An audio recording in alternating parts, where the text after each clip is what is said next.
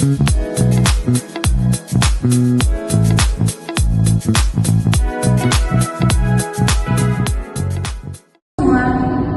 datang di podcast kita kali ini, podcast kelas 2A semester 2 Pembimbingan Kesehatan Manusia di Tangerang.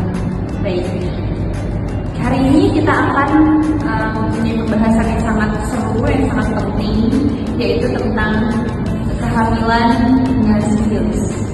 Sifilis adalah penyakit menular seksual yang sangat berbahaya untuk ibu hamil, khususnya bagi ibu yang ingin menjalankan kehamilan dan ibu yang sedang hamil. Jika tidak ditangani dengan benar, itu akan sangat fatal. Baik, pada hari ini kita akan kedatangan tamu, seorang ibu ex-sifilis pada waktu kehamilan. Siapakah beliau? Akan terus sampai Perkenalkan, dengan saya Selina. Saya pernah mengidap penyakit sifilis pada saat saya sedang mengandung. Di podcast ini saya akan menceritakan pengalaman saya selama saya terkena penyakit sifilis selama kehamilan. Baik ibu, sebelumnya apakah ibu keberatan memberikan pengalaman ibu terkait penyakit sifilis yang pernah ibu alami? Sangat tidak keberatan sekali karena saya senang sedikit di podcast ini. Jadi saya bisa membagikan pengalaman saya selama saya mengidap sifilis kepada ibu-ibu hamil di luar sana dan pada profil atau Kita bahas santai ya. Jadi, pertama-tama apa sih sifilis itu? Sifilis adalah penyakit menular seksual yang disebabkan oleh bakteri Treponema colium.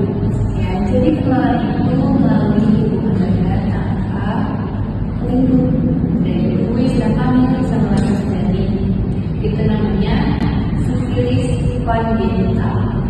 Jika tidak ditangani dengan serius, jika tidak ditangani dengan benar, itu maka akan berefek pada janin serta individu. Ya, jadi sifilis itu tidak mempunyai gejala yang spesifik, makanya banyak kasus yang tidak terkena. Jadi kita makanya sebelum kehamilan ini, sebelum menikah, kita sudah itu mengetes cek sifilis. Ini bagus sekali karena saya waktu itu pun tidak mengakui berapa itu, maka saya kaget jauhnya kalau disebutnya masalah sifilis, karena sebenarnya saya hanya pusing dan demam saja yang saya kira mungkin karena saya kecapean kali ya. Tapi pada saat itu pun saya mengeluarkan kebetulan sama dengan Kalau ibu harus begitu, ada nggak kayak gejala pusing atau demam dari setelah baru? kalau itu saya itu merasa ada luka di bagian dada, terus di leher, di kepala, di kaki gitu. Tapak tangan, iya itu. Oke, baik ibu dan pemirsa teman-temanku. Jadi sifilis memang tidak mempunyai jenis, namun sifilis dibagi menjadi 3 tahap. Biasanya tahap pertama itu terjadi luka kemauan di libur dan di mulut. Setelah tahap pertama sembuh, ke tahap kedua. Nah, kita juga ini munculnya ruang-ruang di dada, leher, telapak kaki, telapak tangan, dan ini bisa terjadi di seluruh tubuh. Dan setelah tahap kedua sembuh, muncullah tahap ketiga. Di tahap ketiga ini, dari tahap kedua ke tahap ketiga ini adalah bisa terjadi di beberapa bulan.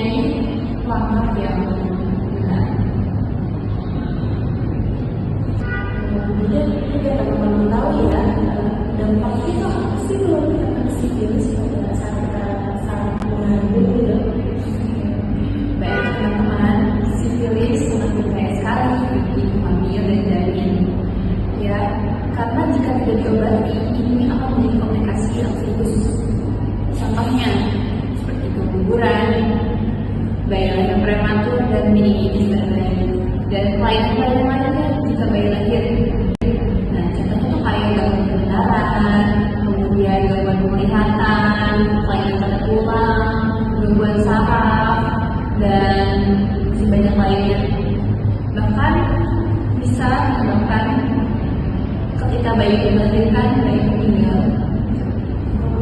Betul sekali pemilihan karena saya sangat bagus itu. Jadi saat saya pernah sifilis pada saat itu sampai akhirnya saya bulan akhirnya saya tunggu selama 5 tahun ternyata saya mengalami dan masalah ini gimana sih cara mencegahnya? Cara mencegahnya untuk ibu hamil dan ibu yang ingin hamil, rutinlah cek kesehatan. Ya, sifilis dapat terdeteksi dengan cara tes darah tes itu. Dan jika terdeteksi ini, rutinlah cek kesehatan.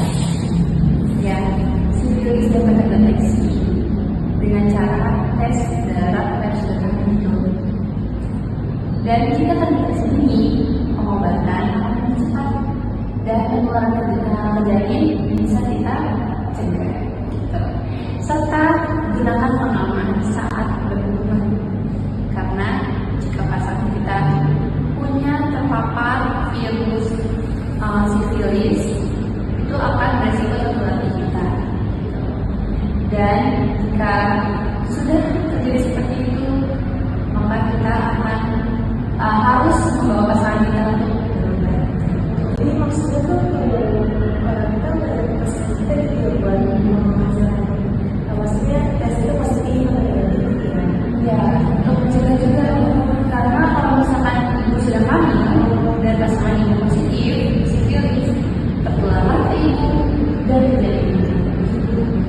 Setelah membagikan pengalaman ibu ke teman-teman semuanya, ada pesan khusus mereka yang sedang mengalami kehamilan, yang sedang menjalani kehamilan dan kehamilan serta ingin hamil atau pesan-pesan. Jadi pesan dari saya sendiri yang sebelum bisa mengalami kepada ibu hamil di luar sana atau yang ingin merencanakan kehamilan, saya berpesan sekali kepada kalian agar menjaga kesehatan dan menjaga kandungannya. Dan PCOS itu sebenarnya kita bisa dicegah ya teman-teman.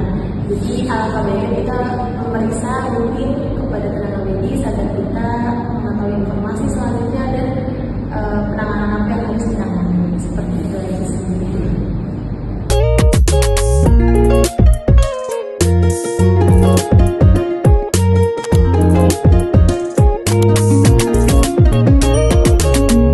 Sekian dari kelompok kami, kalau tidak mohon maaf, dan sampai jumpa.